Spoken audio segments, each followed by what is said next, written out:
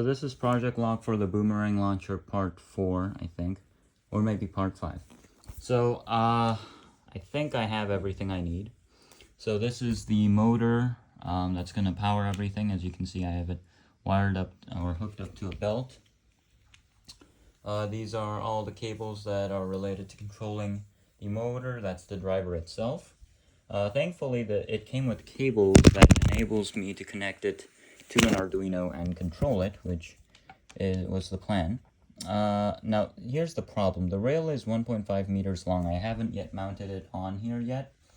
Not yet, but it's going to be mounted on there. And there's going to be a block on this rail part that's going to slide back and forth over this 1.5 meter system. Now, there are a couple of things that I need to figure out. So the first thing that kind of needs to be figured out is how I'm going to mount the motor, because even though I'm going to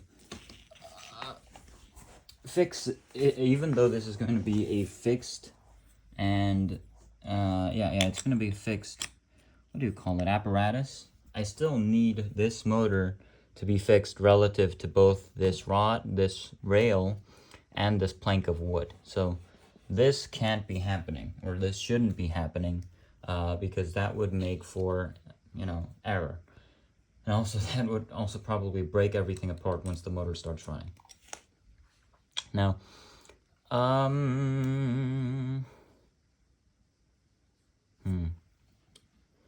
so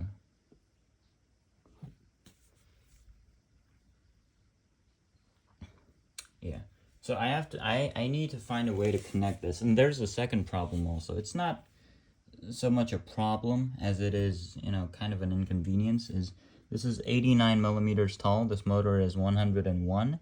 So this entire platform needs to be slightly raised, like 5 to 6 millimeters raised, which I can do, and we're going to do that through 3D printing, but that is still extra work that needs to be done. And all of this, well, in that room we have going on is the launch and release mechanism, which I've almost fully figured out, but we still have kind of, a few things to go, a few things to do. Anyway, so that's where we're at right now. It's getting kind of dark, so I want to finish drilling and fixing everything before it gets too dark, so that way I don't have to, make any apologies to my neighbors. So that's the goal. So while it's still, reasonably okay time, I'm going to do all the drilling and connect this, or not connect that. Connecting that's simple, doesn't require a drill, but there's this bearing gear that needs to go on that end. So I'm going to connect that while the sun's still up. Also, I have to connect this rail to this plank of wood. So that's probably all I'm going to do. And then I'm going to start working on printing this piece that connects to this plank. Yeah, so I'm probably not going to get any sleep today or tonight, which is a bummer, but it's fine. It's a new experience. It's an interesting one, definitely. But yeah, so that's about it. I'm gonna mount this rail, as close to this part as possible, so that way we can make use of the entire 1.5 meters of the rail that we have. But that's basically the plan.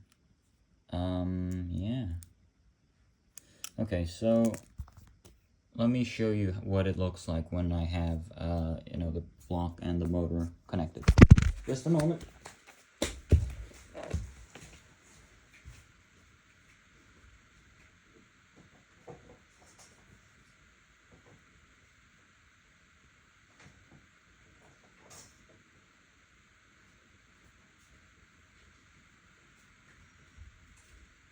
Actually forgot, but I need to make a couple of connections to this contraption.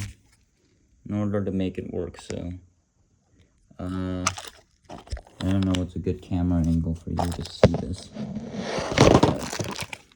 It's a good camera angle for you to see me, but perhaps like that. Okay, so this is basically the contraption. It's going to be connected to the belt. This is the motor that turns the boomerang. Now you might be wondering, well, how is the boomerang going to get through this? This is basically these slots up here. They're in here. They're placed here so that I can have the copper strips powering this.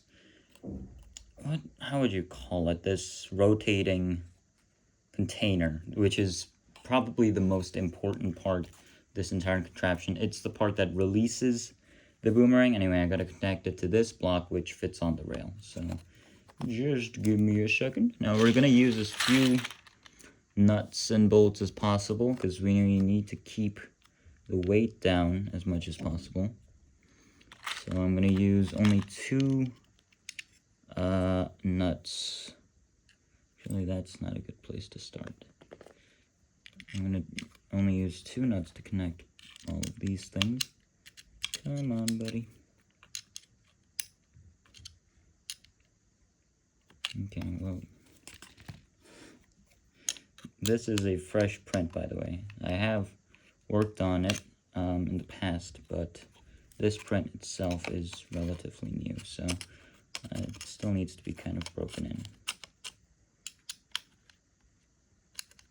You know, I've been listening to Oathbringer, which is the 3rd book of the Stormlight Archives by Brandon Sanderson while I'm working. It's fun. Like, we're getting to the interesting parts of the story. I can see why people quit during Way of Kings and also even Words of Radiance, you know.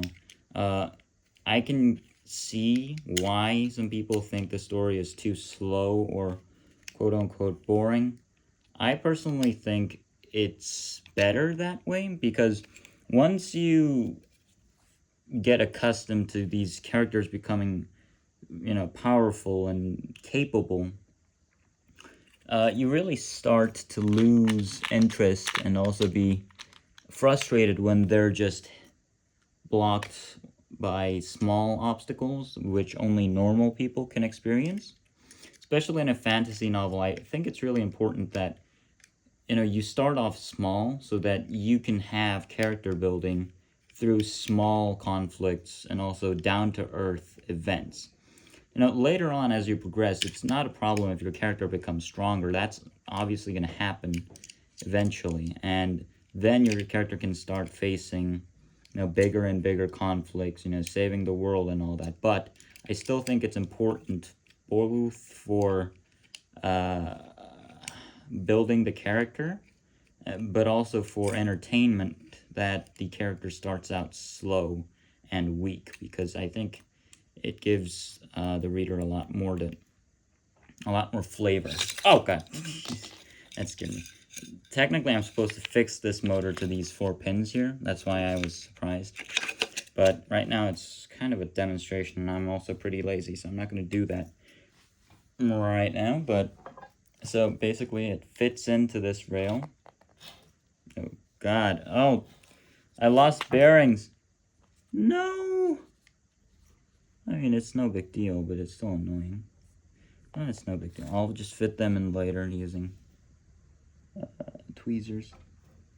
Okay, so as you can see, oh jeez, I'm worrying myself. These mistakes are not fatal, but I can definitely see, oh god, my actions leading to serious consequences. Anyway, so this is what it looks like mounted here. It's basically gonna be, this motor is going to be moving this entire block along this rail. Now, the way this, not, what do I call this? The way it connects to the belt is through this, oh god, through this crack here. So I'm going to show you how that works exactly in just a moment. So, yeah. Okay, so you see these rails, or this belt has this sort of lacerated teeth. Now I've modeled those teeth and I've figured out how to fit them in perfectly. So these now connect to the rail, or to the belt, like that. And then now if I can position everything decently, correctly, please, come on, thank you very much. I can connect this part via the rail and arrive at the conclusion that if I move the motor, it's going to move this thing as well. As you can see, it's not properly connected. It's also not pretty. It's not pretty, period, but it's also not well connected. But besides that point, besides that, the part I want to show you is that it actually, this is how it works. That's what I wanted to show you. So it moves back and forth using that motor there. This side's going to have a bearing. Right now I'm holding it by hand. But actually, you know what? Why don't we try the bearing right now? So it's going to have a bearing on this end. This gear has a bearing. And then on this other end, there's the motor. So the motor turns it, and it's able to accelerate this block up here. And right now I'm really slow, and I'm really not the best at this, but that's basically how this entire contraption works. So yeah, I gotta figure that out, but hopefully it's gonna be successful. The big part that I'm worried about right now is this motor being too slow. That's literally the only part I'm worried about. If that motor is too slow, as in it doesn't accelerate this thing fast enough, by the way, there's not exactly a numeric that I can use to tell how fast this thing accelerates. Or at least I think there is, and by my calculations this thing is capable, but I really can't find out for certain before I test it. I have put some safety error margins in there, so the goal was 10 meters per second. I have, I introduced the safety error, so I made it 12.35 meters per second. That's what it should be theoretically capable of. But other than that, I mean, we won't know until this thing is fully made and built. So that's that. Anyway, yeah, so that's about it. And yeah, I'll film another one once this thing's done. Bye-bye.